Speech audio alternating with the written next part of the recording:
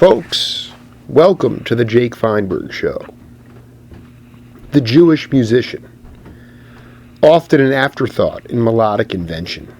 Italians, blacks, Latinos, sure. But prolific Judaic studio cats? Get out of here.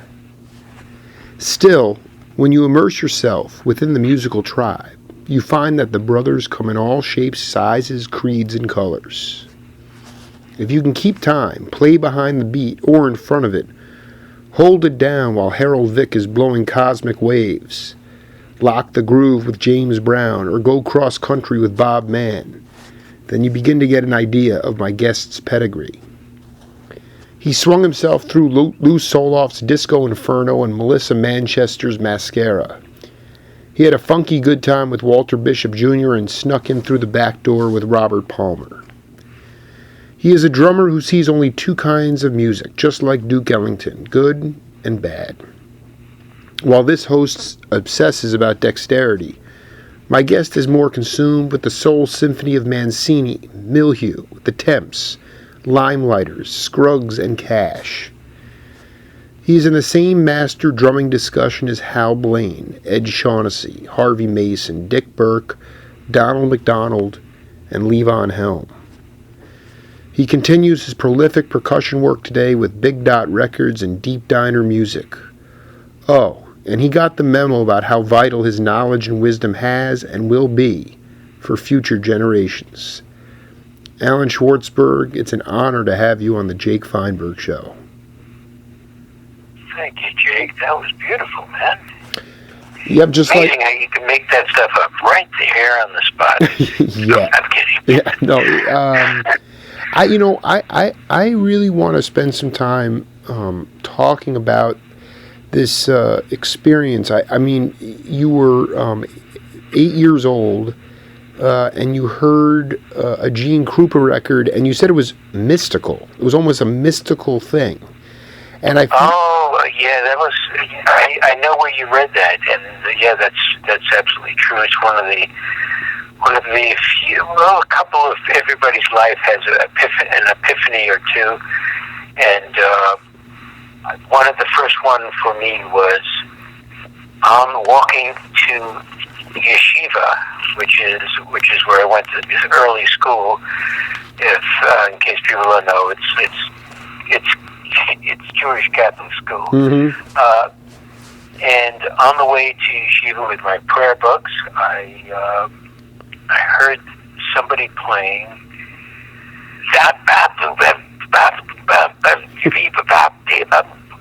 and like Gene Krupa snare drum, rim shotty kind of stuff, and I froze in my tracks. It's like something reached inside of me and turned on a pilot light, and I went into a trance that I've never gotten out of. What to me, these spiritual the word mystical is so apropos. Was it just the rhythm itself, the snap? I mean, I'm just trying to figure, because I mean, literally, it seems like your entire life changed on a dime. I mean, I myself was a ball player. I liked playing baseball too, but you actually just... Me too. Yeah, and you walked off the field at one point. You're like, I'm done. And you just went home and you practiced your drums 8-hour day, but it's always...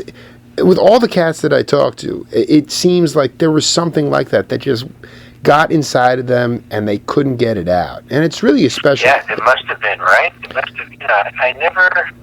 Well, like my best friend Bob Mann and my business partner, his father was a great piano player. So he grew up in music. His father was what they used to call it was another level of studio player. He was on staff. That was the expression. He was on like ABC staff or NBC staff. He was a staff musician. Mm-hmm. Which is really high echelon, and my father was a jeweler, and my mother was just a yenta, and a beautiful beautiful person. But Sure. but no, they were good dancers. They loved music, but we didn't have like a lot of music playing in the house. And so when I heard this, that was the first time I ever heard rhythm. First time I ever heard rhythm in my life. Mm. And it happened to be that. 8 years later, I heard Frankie Lyman's "Why Do Fools Fall in Love?" That groove on that. Sure. Loved that, and there we go. You know. So and then Philly Joe and Max Roach and all these great players that I still idolize. You know, it seems to me like it takes the heart of a lion in some ways to do what you've been doing over this many years. And while your parents might not have been music aficionados, they really raised you to be a pretty gentle person. Obviously, you could swing.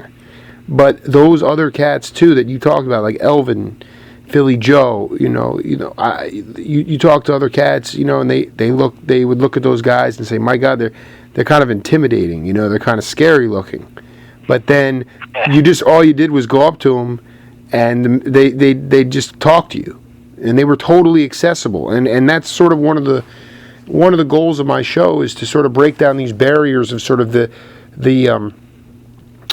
superhuman, that we're all human beings, that we're all just cats. And those guys to me were great leaders. And aside from their drumming, talk about, before you even got a gig, maybe an experience of walking into a club and either seeing Philly Joe, tracking him down, or talking to one of the drummers, and they took you under their wing and made you feel like you could do it too. Yeah. There is a facet of that, though, that's a little nutty. Bob Mann and I grew up with our third best friend, Steve Schaefer. Three of us grew up in Queens together. Steve is a drummer in L.A., a studio drummer, great player. He toured with Herb Alpert and played with a lot. He's doing a lot of the jazz work now in the clubs because he just wants to play. But he was first called movie drummer. Really? His name, I've seen you talk about him. I don't recognize him as I don't recognize his name, but that's cool. Oh, okay. Yeah. All right. Well, he's Googleable. No, you hipped him to me. I mean, Bob Mann is anyway. So the three of you grew up in Queens. I don't want to sidetrack. So Steve and I talk drums all the time, and a lot of times, there's clubs like the Drummers Collective where I just never belonged to it. I get along great with drummers in New York, and Steve, I just wanted to. I want to get back before I lose the thought. Yeah. That you were talking about Philly Joe. Well, Steve and I idolized Philly Joe growing up. Absolutely, we could sing his solos and all that stuff. And Steve was working in New York with. He was doing some stuff with Howard McGee. I think it's big band, black trumpet player Howard McGee. Oh yeah. Anyway. He somehow met Philly Joe Jones. And Philly Joe said, man, I gotta do a thing tonight, and I can't get it. My drums are not back in town yet. Do you think I could borrow yours for this thing tonight? And Steve said, are you kidding? Man, you want to play on my drums? How much do I have to pay you? And anyway, long story short, he kind of caught Philly Joe hocking his drums. Sorry to tell you that. Can you say it? What does that mean? Pawning, trying to pawn his drums. He's trying to pawn his drums. Yeah. So he was hard up for money. Yeah. That's it. That's a well. So much for my theory. Right. I mean, there was a time where this bebop attitude, I don't know where it came from, but Charlie Parker did not have it. Dizzy did not have it. It came after them. In the Miles era, where a lot of players were bitter about the racial thing not being as where it should have always been, and the guys were not open, and it was it was the guys that were smarter that were, but there were a lot of guys. I told you the Ron Carter story, but I hate to even repeat it because Ron is a great guy. He must have gone through something. He gone through that era where he felt he had to be aloof, and not be forthcoming to younger guys. But no, I really want to talk to you about this because I obviously was not conceived at all, and I'm struck by this Santelli character. I got to give him mad props because he transcribed a long day interview with you where you were jingling from everywhere from Pillsbury to Budweiser. But the thing that caught me was this idea that you were talking about how depressing the jazz scene was during the period of time that I seem to be fanatical about. Now, this is later, but I really want to go back for this. So Charlie, Diz, beboppers, you're saying they didn't have resentment, but could you be a little... No, Charlie Parker, if you could put, and Duke, I guess Duke was the same way, and Count Basie definitely, but Charlie Parker especially, if you could do... He had Al Haig playing piano, he had Teddy Kotick playing bass, he had white guys, he had Jackie Paris singing with him. Mm-hmm. If you could do it, you were on stage with him, and if you could cut it, he didn't care. He was, and even when you listen to Charlie Parker speak, like you might hear some transcripts, or we see him on the Ed Sullivan Show, where he's introduced like at the stupid spot, but he and Dizzy they were like special guests, and they did something where they had occasion to say a few words. So articulate, man, and just that unfortunately we know about his drug habit and stuff like that, but those are his personal demons. Sure. But there was a lot of feeling and compassion for his fellow musicians. But you talk about you used it. You said the Miles era characters, cats, were not as forthcoming. Didn't seem to really want to extend the hand to the younger crew. To me, I'm just going on a limb, but I'm just thinking insecurity. But that had to do with education. Yeah. I mean, it had to do with education. Those guys, Dizzy they were geniuses. I mean, they saw through it all. But what was going on racially? I mean, did people feel were they getting ripped off? Talk about why that bitterness might have reasons for it creeping in. Well, the racial equality wasn't where it was. Well, wasn't where it eventually got to at a time. So I mean, it took its toll on a lot of people. I guess they couldn't shake it. I mean, a lot of jazz musicians, as you know, went to Europe. That's right. And that's because there was much less of that. And but for generations that are experiencing this sort of covert kind of racism that's still there in our society now, what was it that beat them down? I mean, it was just not getting paid. It was being ridiculed. What were those things that were so? What was going on at that time that was so fierce that it really said to them, "I'm out of here"? I mean, when they said I'm out of here, I'm going to Europe. Sure, or just like exactly. I'm. It's. Well, you you really could, after Bob, after the Bob era, when 52nd Street started closing down, and the jazz gigs were going away, there was no money. There were no real jobs for these guys. Maybe they didn't have the education. They couldn't teach at schools. Maybe they weren't hired for Broadway shows. Maybe there was some prejudice. There was prejudice. I mean, you watched the Jackie Robinson story, and it took a while. I mean, yeah, that's right. It took a while for people to wake up and see, Jesus Christ, you guys are nuts. How do you not see that we're not only are we the same, but sometimes those people are going to have more talent than you do, and I'll tell you, man, I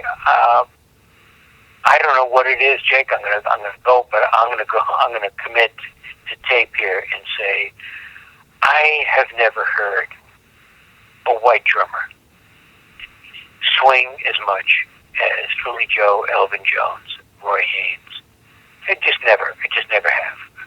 And don't give me Bill Stewart or any of these guys that are fabulous players, really play the instrument. Buddy Rich is a master of the instrument, but I'm not talking about that. I'm talking about that thing, that crazy thing you hear in Latin music, and it just makes you dance. I'll back you up 100% on that, my friend.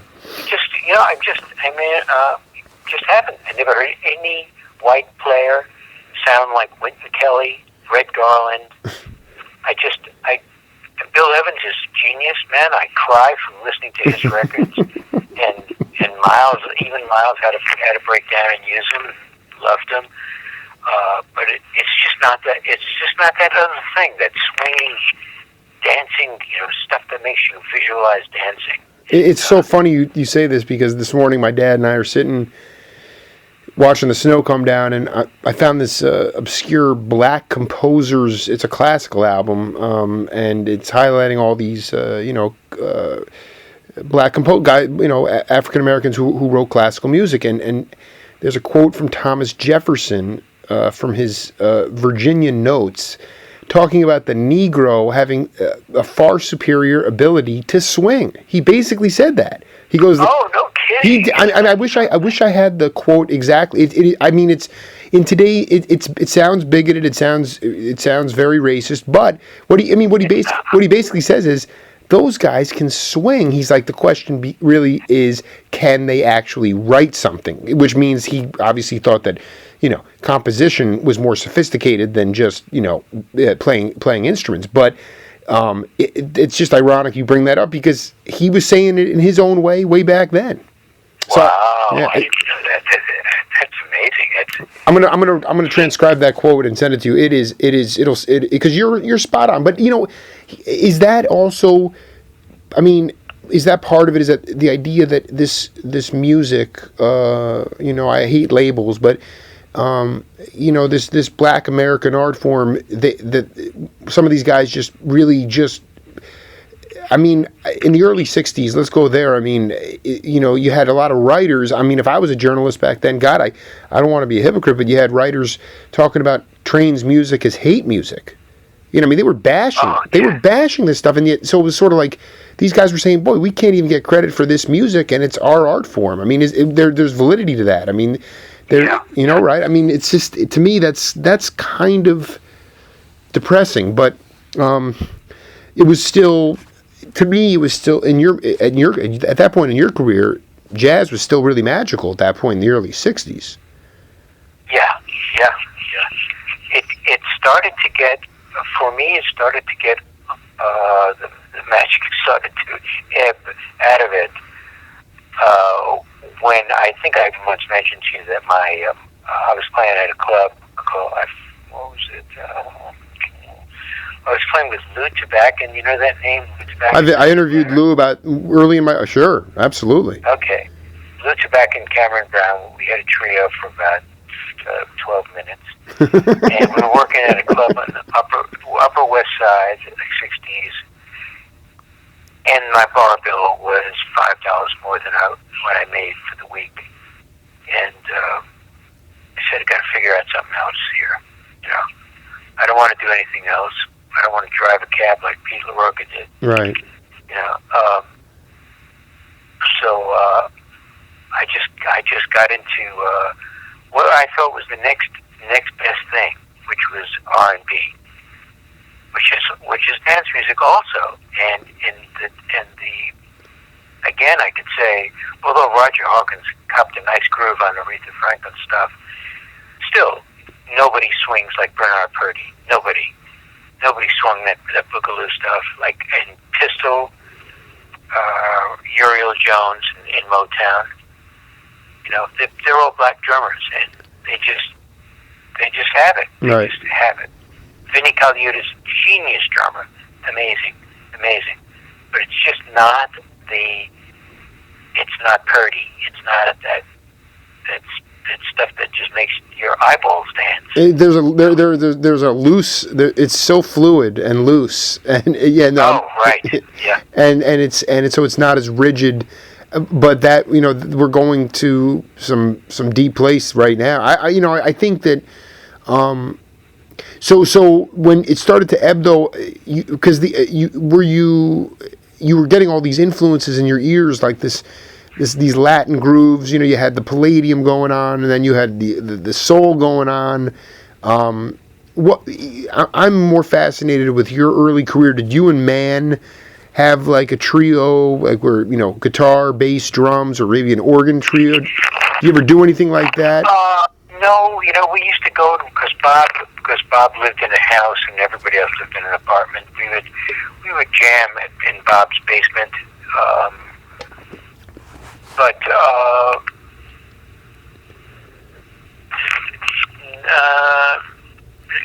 ask me that question again, Jake, because I somehow... you were talking about tobacco, and you weren't making a lot of dough. You didn't want to be a cab driver, but you still loved the music, and you were really a passionate... That's the cool thing that I love about Schwartzberg. You had no interest in the Little Richard at that time. There was no. I did not. In fact, I didn't. I'm embarrassed to say, and I also didn't hear the Beatles.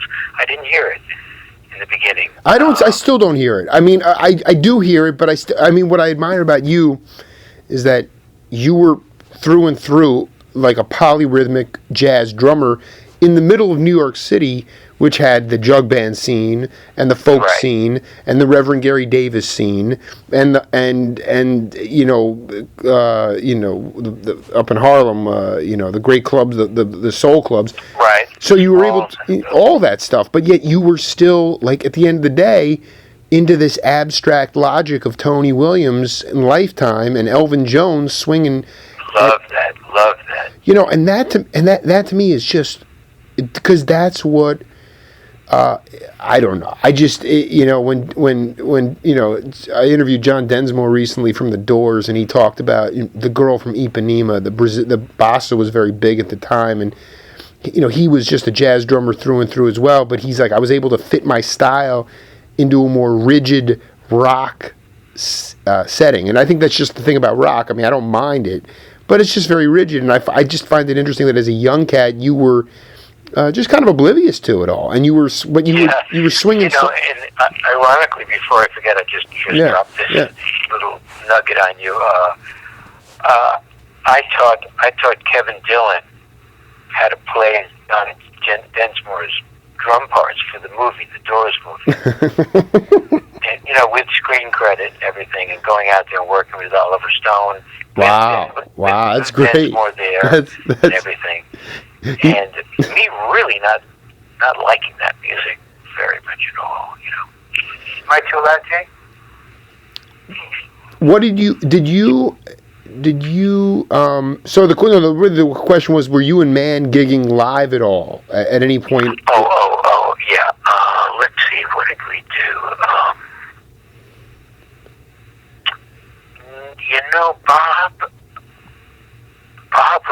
Bob did some more commercial commercial things.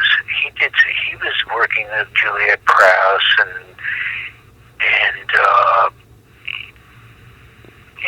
a couple other things like that, like Andy Williams. Sure. And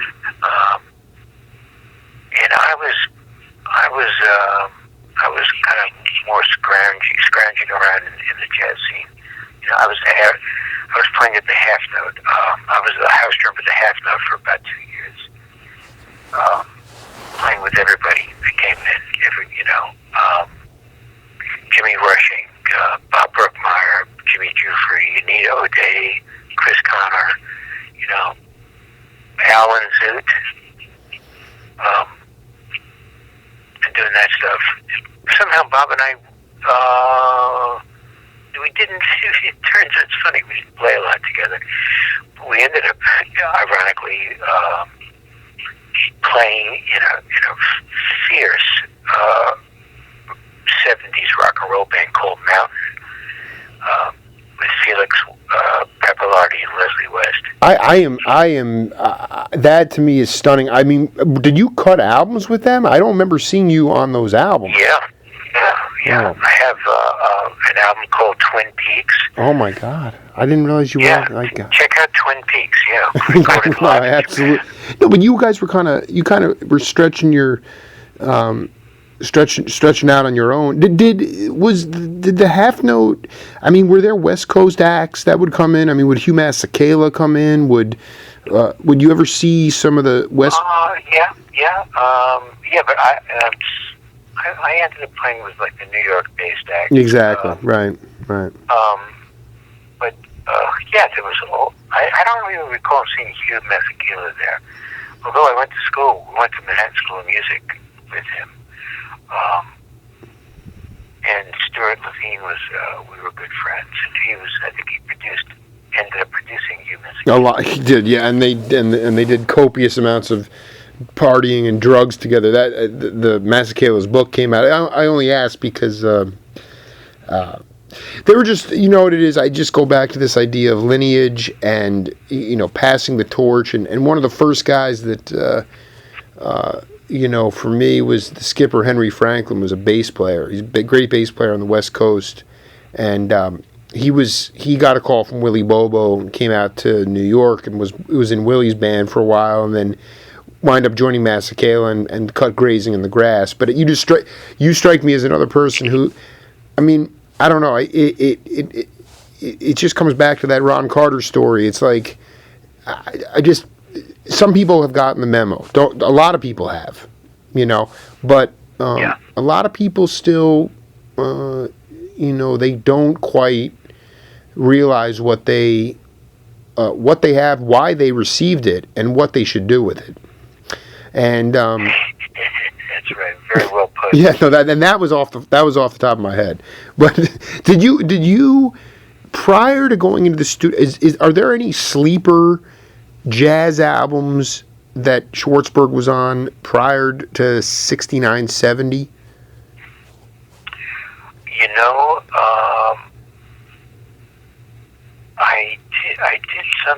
I did something with Richie Kamuka.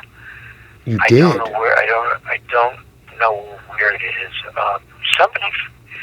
I remember doing besides the Coral, what is it called? Coral Reef, or what? What's the Walter Bishop Jr. album called? Oh, Coral Keys. Coral Key. Oh my God, Schwartzbanger.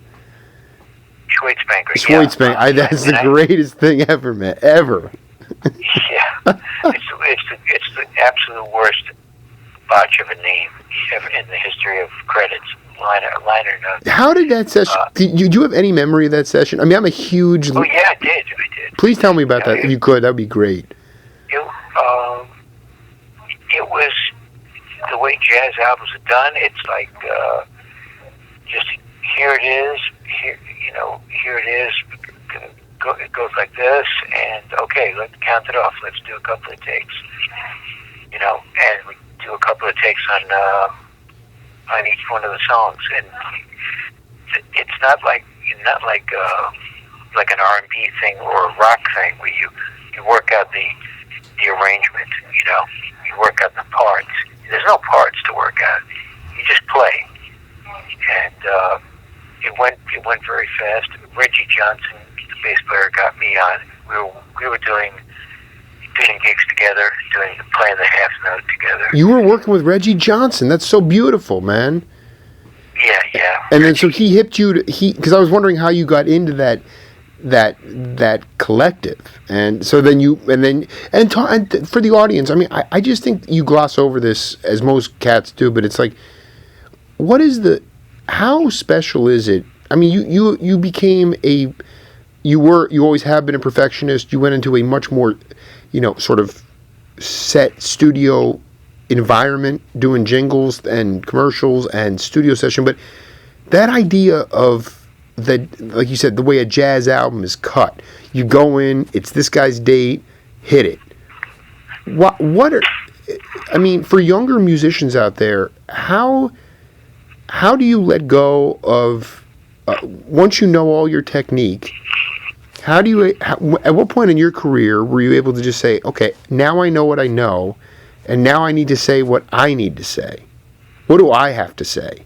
That to me is what improvisational music is all about, is putting your touch on it. And it's hard for younger cats now because they want to comp this, or they want to be like this. Yeah, it's really that's I think a very astute comment and kind of question. To do this, I hope I'm not answering it like the way I. No, we're doing it. We're doing a jazz session right now. You just go on a solo right now. Just do it. Okay, all right. When you're doing studio work, one of the great things about it is character acting. You really cannot bring your licks with you. You really can't do that. Mm-hmm. You have to play a supporting role, and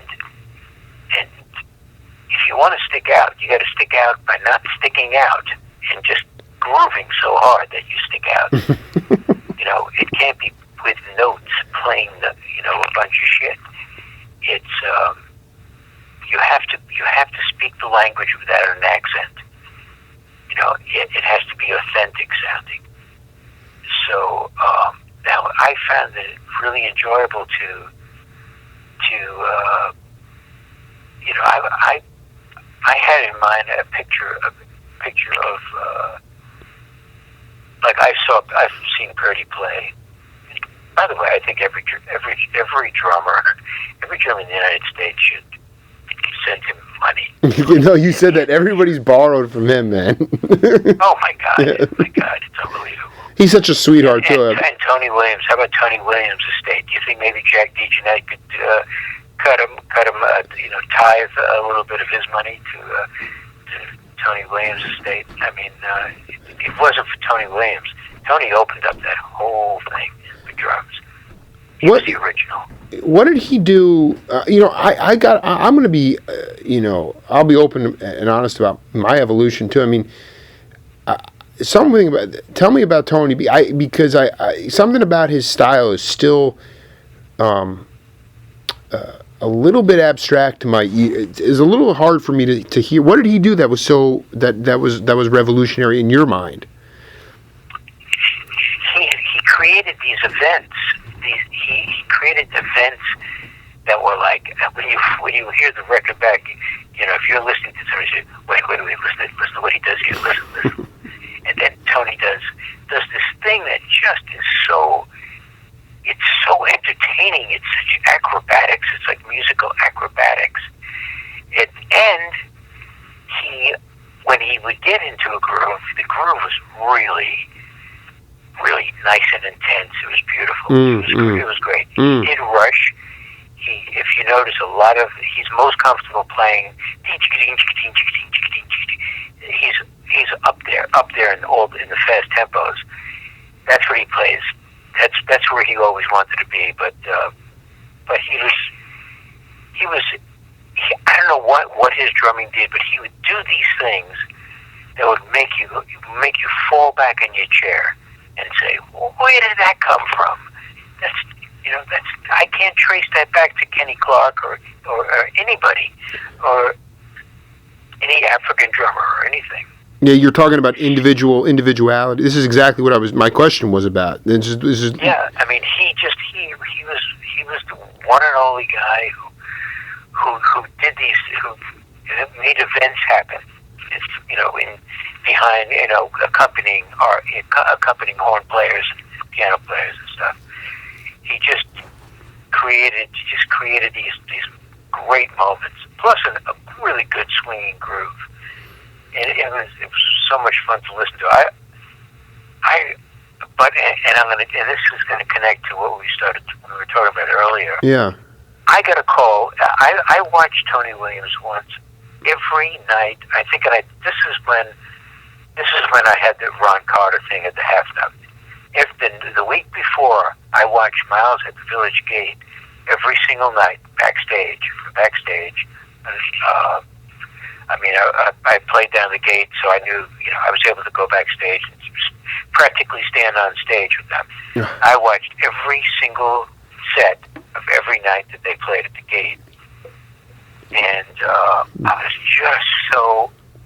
And they never played the song the same ever. They never played it the same. They played at different tempos. Tony did Latino things. He did like rumba things. He did samba things. He did like nutty stuff. Anyway, so now jump cut to. Sure. I get a phone call one day, and this is one of my heroes. This kid, because he was a kid. He was 16, if you remember, when he came on the scene. So I get a call, and this is maybe 20 years later. I get a call. Hey, Allan, this is Tony Williams. The drummer? He said, yeah, man. Hey, you doing? I know you do a lot of studio work, and I'd like to do some of that stuff. You think, boy, it'd be great if you could, maybe turn me on to some people who contractors and stuff like that. Right. And I said, Tony, are you kidding me? If I ever had an opportunity to repay you for the thrills that I've gotten of watching you, all these years, man, I'd be my absolute pleasure. I'd love to do that. And you know what he said? He turned ice cold and said, "Yeah, well, man, it's no big deal. I don't,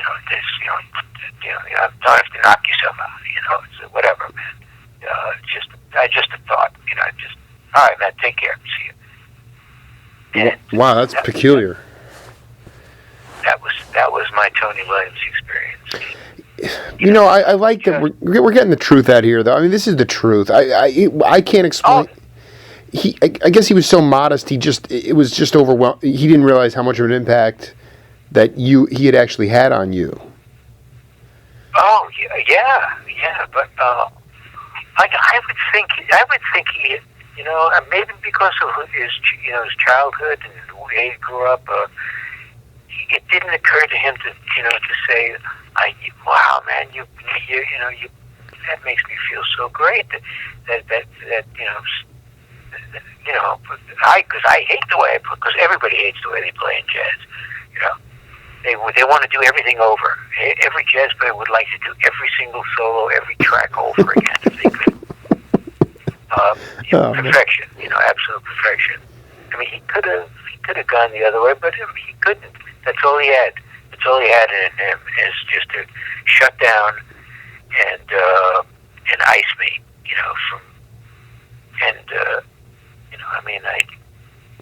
I was just. Those are the words I said to him. I remember, if there's any way I could ever repay you for the moments of thrilling music moments on drums, I'd do anything, man. Sure, of course, I'll make the calls for you. Yeah, okay. So, if you can, great. No, don't worry about it. All right, man. See you. Wow.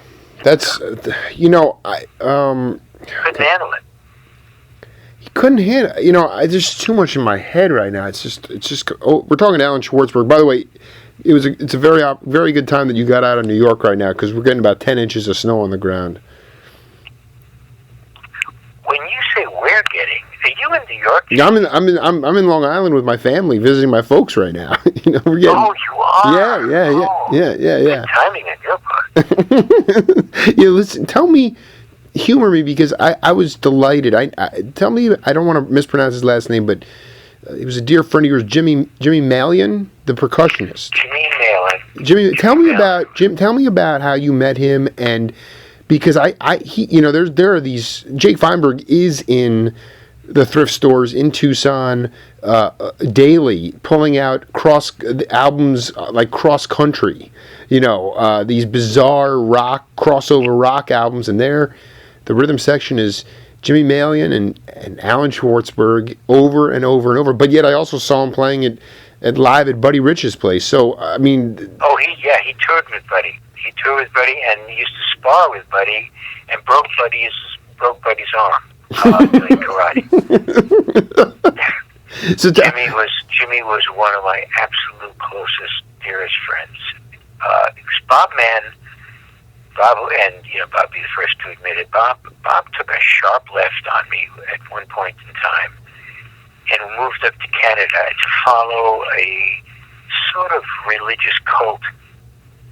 Intellectual discipline, and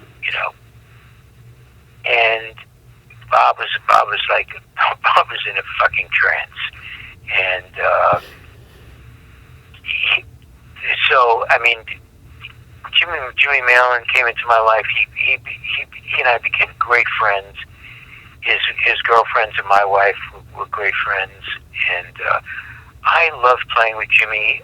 And I would try to get him almost selfishly because if I get this percussion on the date, the groove is so much better. Especially if the percussionist is good and tasteful.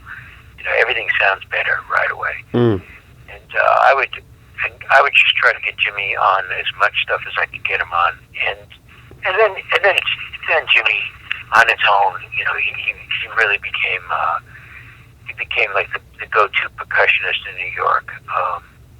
Phil Collins loved him. We did Peter Gabriel together. We did the first solo album with Peter Gabriel. We traveled. We were on the road together. Had a ball. Had a blast with Jimmy. We played golf. We were golf buddies, and he could play Latin percussion. Really play the real Latin, like a. He even started to look Spanish after a while. You know how some of the, that Larry Harlow. Oh God, Harlow. I mean, yeah. Well, I'm thinking more like, because Malian, he showed up on all different types of genres. Yeah. But when I think of conga drumming, I also think of Don Elias. But I know that Jimmy was. That's why I was just delighted to know that you guys were so close because I love the percussionists from New York and the West Coast. And these are the unsung heroes. Jimmy did a lot of the work with. I turned him on to Bob Ezrin, and we did a lot of work together with Ezrin, with Alice Cooper and Peter Gabriel and Tim. What the heck is his name? He was in the movie Annie. Tim. I forgot his name. It'll come. All right. Anyway, but what Jimmy could do that was so fantastic is he could produce himself. He would say, "Give me a second. I gotta." And he tried to. You put something together in the studio, like hold 10 packets of sugar, pinched together in his fingertips, and use them as a shaker or something. Mm-hmm. Very, very industrious. Yeah, I mean, tea kettle with a metal tea kettle with a little bit of water, and if you hit the bottom of it, it goes going, you know? So he's no. You were saying that those sounds. Yeah. They would always like blend in and enhance the music. So he could play rock and roll percussion. He could play in a Latin band, whereas the rest of soul. The black percussionist that died, who was a good percussionist too, but not the real Latin. You know, on, it was a Crusher. No, who was it? No, not Crusher at all. Oh, come on. He played with Jimmy Buffett all these years, the last years of his life. He just died not too long ago. Ralph McDonald. Oh, come on, Jake. Ralph, yeah. Yeah, Ralph McDonald. Yeah, I mean, Ralph McDonald's really good percussionist, smart percussionist. But Jimmy could play Latin. Jimmy could really play Latin. And, he could play that clave. He could play the clave beat. He could play that real. Yeah. He could play in a Latin band, you know. And I don't think Ralph could have. Although he got a nice sound out of the congas, and he was a really good player. But not to take anything from Ralph. He was, you know, Allan, I want to go back. You said something in our first time we ever talked, and then you said it again. And again, it's important for younger cats who are, you know, listen, technically proficient. I talk to so many of these your generation, and they're just like, you know, listen, they say, I know guys that have just monster chops, bigger chops than I do, but I don't like to go hear them play because all they want to do is play the way they play. And you're talking about, you brought it up now several times about this role-playing idea. You have to fit into a role, and that might mean that you have to tone down a little bit, but you groove, and that's how you stand out. And I'm just trying to, I guess what I'm trying to get at is this idea of saying, just because you cannot always say everything you want to say doesn't mean that you're not going to stand out. I think it's a testament to your career, and I think it's important for you to talk about how you came to that realization of not, you know, obviously you go into a folk gig or you go into some gig, you know, you got to play a certain way, but most importantly, when you walked out of the session knowing and saying, yeah, I put my imprint on it, but I didn't have to be in your face about it. Right. And you know, that's kind of the reason, like I was getting some gigs that maybe Bernard Purdie would get, because Purdie would have to sign he had to sign everything and put his signature on stuff, you know, play his licks, you know, it was him, even though it didn't fit the music. You know what I'm saying? That's what producers told me.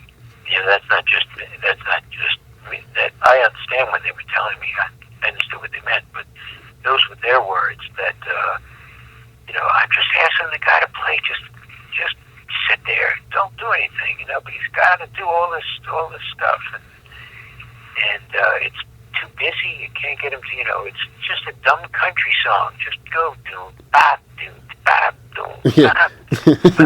You know, and he's going to you know, it's like, no, just be a wind-up toy. And so he lose some of his studio accounts because of that. You know? But still.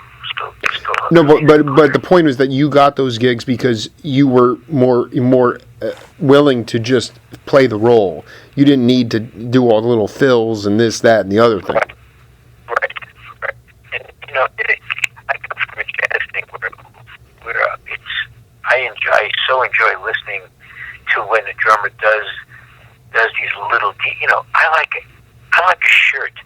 I like a shirt that's got like detail on it, stuff like that. You know, like just the same thing as an article of clothing. Like I don't like it just plain, you know. But it's cool. Like I remember I had occasion to be with Miles one night, in a movie trailer, just he and Paul Schaefer and myself, and I looked at Miles.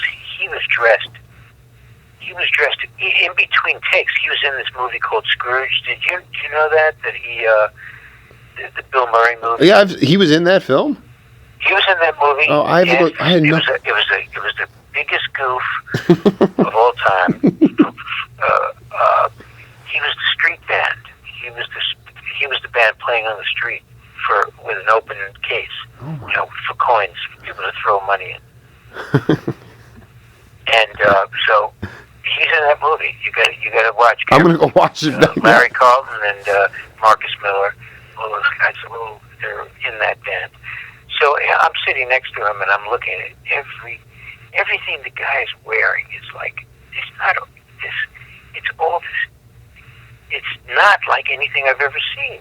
It's all like custom made. I always enjoyed that. But you got to really resist doing stuff because it's like sometimes it's not great. It's like for a drummer not to do any kind of pickup before the band comes in. Right. Like when you do a break and you go 1, 2, ding, boom, bop, 2, 3, 4, 2, 2, 3, outta, 2. Don't do anything before you come in. Just come in on the money. Just come in, boom. Don't have to. You don't have to play a pickup.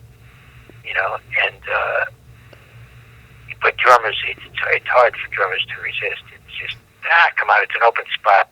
Not gonna hurt. And it's a tough lesson. I had to learn that lesson.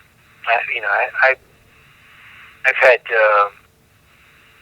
people say, that's nice stuff you're doing on the hi-hat, but can we just keep it simpler? Yeah, you got it. That's great. No, and it's Chuck Rainey said it to me. He said, it's managing your ego. Man, it's about controlling your ego. Especially in the studio. I mean, like you... and that's the thing. I mean, to me, this is all like a dream. I go, I read the liner notes, I see the pictures, I see the smiles on your faces. I also know that, that everybody had their own personal demons, and quite frankly, there were guys that liked to,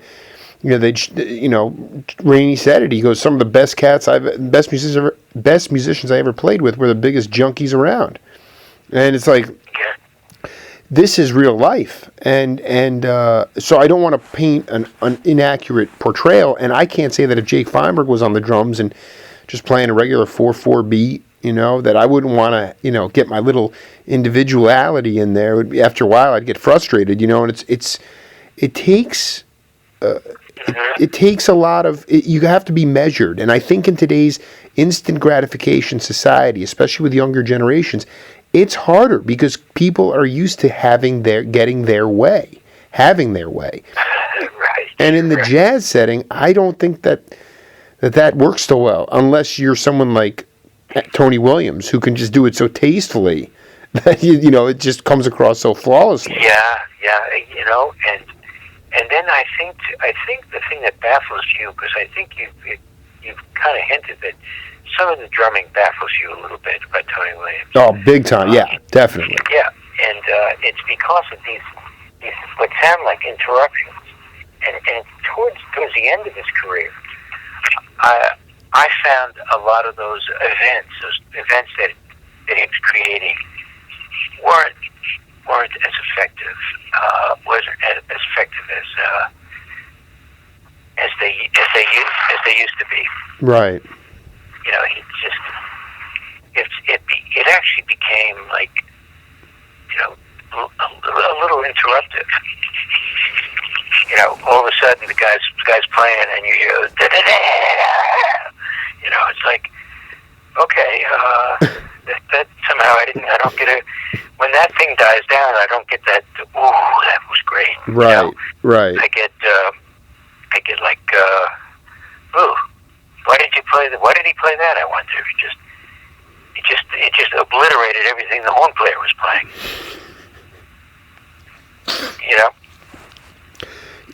sometimes it's just, it takes my ear a while to, but yeah, for him, it seemed like there was a lot of stop and go.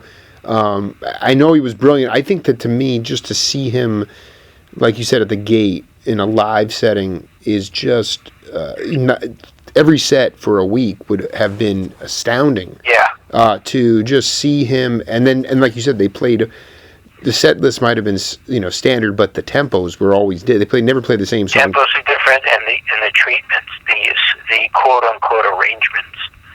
They weren't arrangements, but they were like Tony made them arrangements. Tony and Herbie. They would frame it in a certain way. It'd be like treatments. Yeah, you said treatments. So I want to go back to this thing. I mean, I'm very focused on this idea you were an obsessive jazz cat, and then kind of broke my heart to hear that you toured with Stan Getz a little bit, but you said by 69 or 70 the jazz scene was really depressing, and that really kind of why do you feel it was like that? Why did that happen? Why was, because I look at it now and I think it's kind of flat. But I'm like, back then at least there were. No, it flattened. They weren't taking. Clubs were closing. The half note started having strippers, and then some jazz. Then it had just strippers, and then it was gone. Jazz clubs were closing. They weren't making money, and there were no gigs. And there's a lot of jazz players, and all dressed up, no place to go. Right. So. And that was happening in the late '60s. You're saying. Late '60s, early '70s, and I made a sharp left into R&B. I remember hearing James Brown, and I heard the Meters, a band called the Meters from New Orleans. Oh yeah. And man, that was. I said, that's swinging. That stuff is swinging. I'd like to, be able to play. I could play like I could be happy playing that feel. And it's that was the turning. That was a big turn in the road for me. Just took a big exit and took different, totally rerouted. How big an adjustment was it for? I mean, looking back on it, I mean, I actually really appreciate that your palate has grown so much. That you can, that you now listen to all this, and I listen to a wide array of stuff, but I'm more stuck in a time warp to a degree. But your palate increased. But how? I mean, James Brown's not a good example, but some of the more just placid, rock kind of stuff. I mean, what was the learning curve like? When did you finally just sort of, or was it just an immediate thing when you transitioned from this polyrhythmic, free form music to pretty, rigid stuff? Well, yeah, but as long as it's the pulse is breathing, as long as it's almost like taking somebody's pulse. As long as the pulse is there, and you get images of dancing. It's like it was natural. It felt right.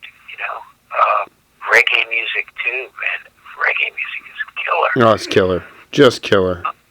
Oh my God, man! But Densmore said he said it was on the. Name your favorite white reggae drummer. Hello.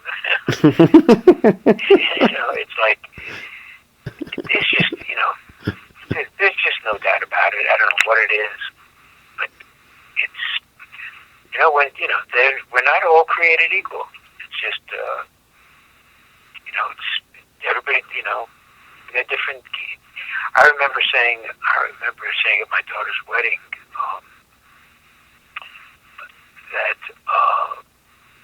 my wife and I were really, you really think about it, we're really prejudiced in that it's a Jewish wedding, a big Jewish wedding. And I said, we think that it's like it's inverted prejudice in that we're doing it all wrong. We should mix all the religions, mix all the cultures, mix all the races, and that's how this is going to be a better place. This planet is going to be a place full of Tiger Woodses and Halle Berrys and beautiful, talented, amazing. So you can imagine our disappointment when my daughter came home with the Jewish doctor. You're describing me. My wife is Taiwanese. We have two beautiful daughters that are on their way to doing it. Oh, wow. So we picked up the slack for you. But anyway, yeah, I'm with you, man. But what's the larger point there? Because obviously it's not a big deal. He was a doctor, you know. Well, I think I'm talking about. I think I was just making that racial point. Oh yeah. But we did I made a comment about name your favorite white reggae drummer. Right. Now, there are shit guys that can play great. They can do a great imitation of it, but nobody plays like Dyrell Randall and. It was like Sly Dunbar. Yeah, right, exactly. Carlton Barrett or whatever the guy's name is. The Jamaican Cats. By the way, Jake, you are a music aficionado. Do you know where the term cats comes from? Cats? Cats. No, I don't. You just say it, right? But that's what African musicians call each other in Africa. I love it. That's what they've always I love it. I love it. Well, no, it's also I've learned a lot on this. It's also like the idea of I used to say the thing like a jam session, and the guys are like, I don't want to do no jam session because that means you're not getting paid. A gig is paid, but a jam is just a jam. So I've learned the vernacular. But the Cats, to me, that's just a logical, and that's the other thing that sort of was I'm looking at this stuff. I'm looking at these old billboards, and there's Ron Carter again, being sponsored by. It says there's only one way to play it cool, KOOL, cigarettes. Cigarette companies did a lot to promote jazz festivals. They were major. Oh, yeah. And they talk about the strippers and this 52nd Street thing and this idea that this music was essentially in some ways squeezed out of society because people thought it was somehow a music of ill repute in some way. At least that's what I must have. Politically, it must have been like. My theory, Jake. My theory is that jazz became like an inside joke that it's for musicians. It was music for musicians. So, musicians are notorious for, comp me, let me get into the club. Right. And people didn't get it. People couldn't follow the song. They hear all and nothing at all, and then they play the solos. And they say, well, what has that got to do with the song? I don't hear the song. I don't hear that they're playing over the chord changes or anything. It became exclusionary. Is that the word? I love this. This is exactly at the heart of what we're talking. It became almost isolationist to a degree. They got into their own worlds and exactly. And then Miles turned his back on the audience and didn't refuse to announce anything, speak, and that didn't work either, Miles. He was so great, though. But he'd hold up signs like "This is Al Foster." Like he'd hold up a sign. It's just like whatever you do not to talk. I don't necessarily mind that kind of bravado. I mean, to me, I just don't. I don't know. It's just, I guess your brain has to be wired a certain way. You're on a stage, though. You're on a stage. Yeah, that's People true. are paying to see you. You could give them. You could acknowledge that a little bit. Like you could be respectful. Charlie Parker was. I mean, he was great. He got it. He totally got it. Coltrane would. Bill Evans, if he wasn't too screwed up, he would. I think Sonny Rollins is a mensch. Sure. There's some guys weren't. And, you're lucky we're letting you hear us, and that's it. Yeah, that would not. And you're right. And it's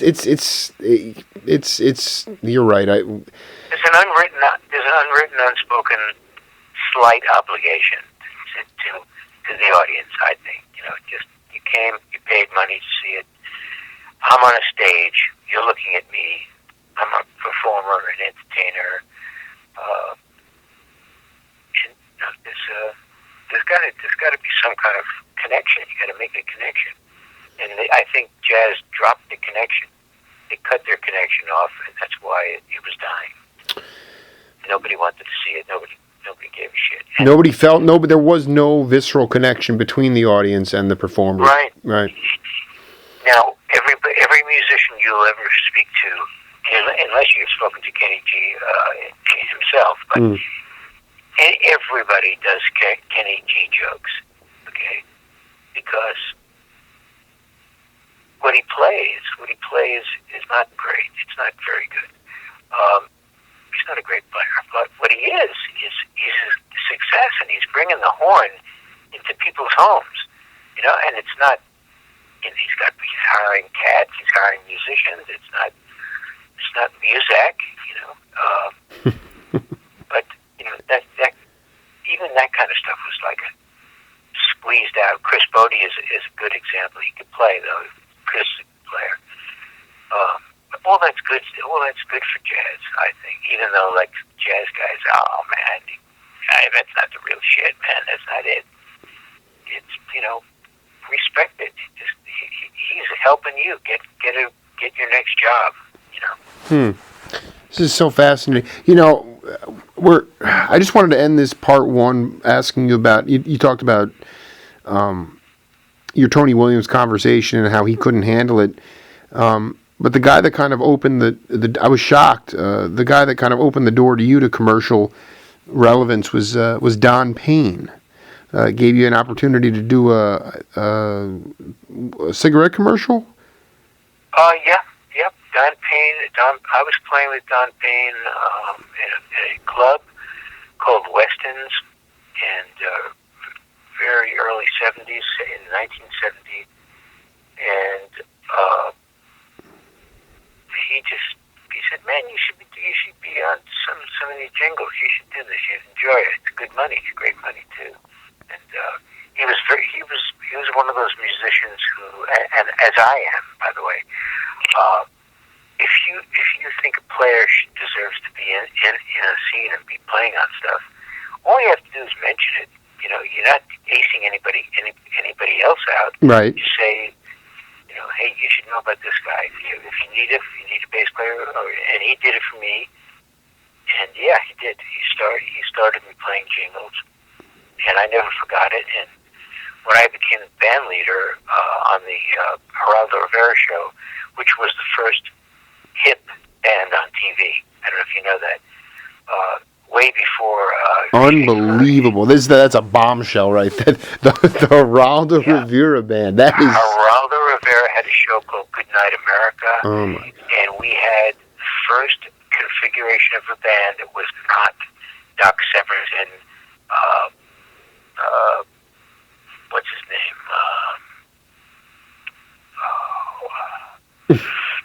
Band leaders, orchestras, and and big bands. It was a rock band. It was a R&B rock band. Oh my God! Cornell Dupree playing guitar. Oh man! Hugh McCracken. Some shows.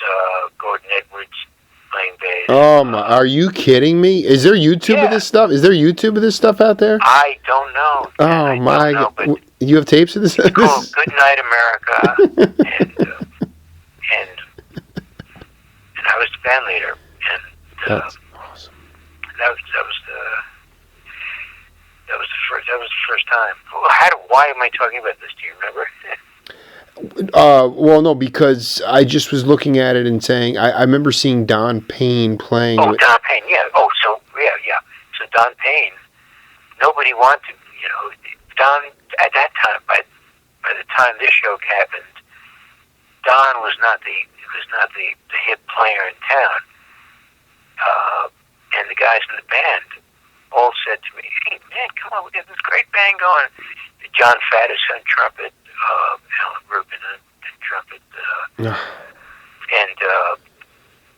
they said, "Man, why are you hiring Don Payne?" I said, "Well, I'm hiring Don Payne because I want to pay him back for what he did for me, and I've always believed in that." And he played a bunch of shows. Don, he was happy that he got called for it and stuff like that. But Don was influential in. He was a talker. He'd say, "Hey, you ought to hear this drummer, and you'll like him." And they said, "Okay, yeah. Why don't you give me his number, and I'll call him for the next thing." And then you got to, you keep doing well. You do well on gigs, and the word gets out, and they said, "Oh, well, who's new? Who's the latest guy?" And then you become the new flavor of the month. And, you got to try to maintain it. It's a bitch. But,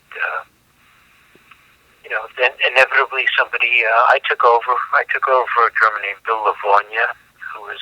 oh my God, Bill Livornia, I see him on all these... He was, so you took over for him. Yeah, I took over a lot of his studio work.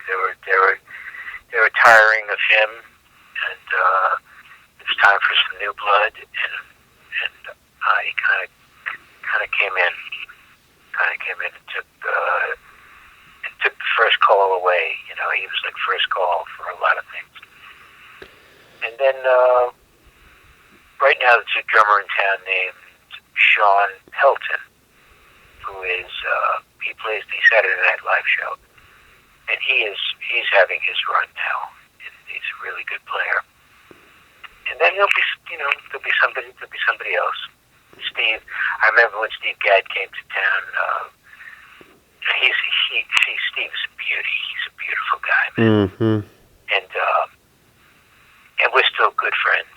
We hardly see each other, but always like really great, warm feeling. And I said to Steve's such a great player, I remember saying to him, "Steve, I want you to do some things for me, cover for me." And I would get some calls like, "Hey, thanks for Steve Gadd, by the way. We loved him. Everybody went crazy over him." I said, "Okay, that's nice. I'm glad you did. Too bad I'm not going to do this anymore because I still have bills to pay." Right. Right. But that's what I think that's what you're supposed to do. And then he did it on his own. He earned his own credits.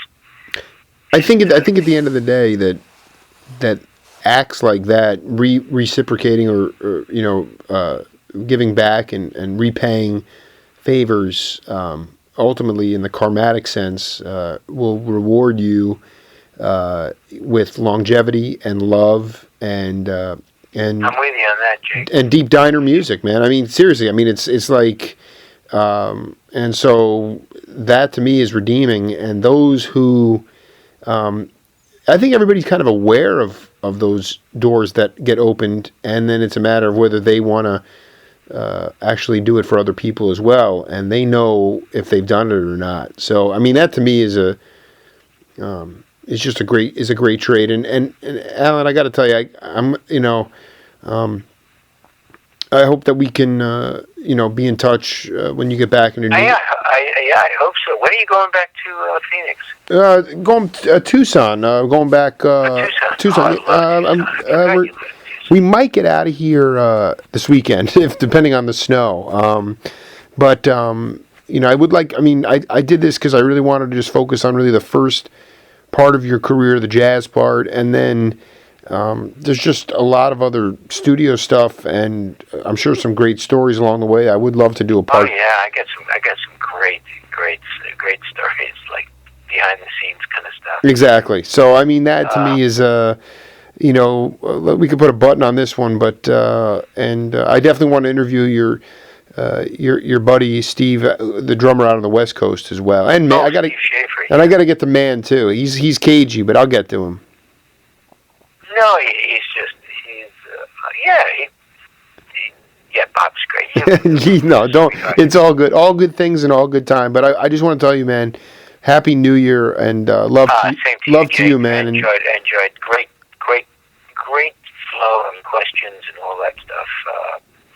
I appreciate what you do, and thanks for doing it. Talk to you soon, man. All righty. Have a good night. Later. You too. Bye. Bye.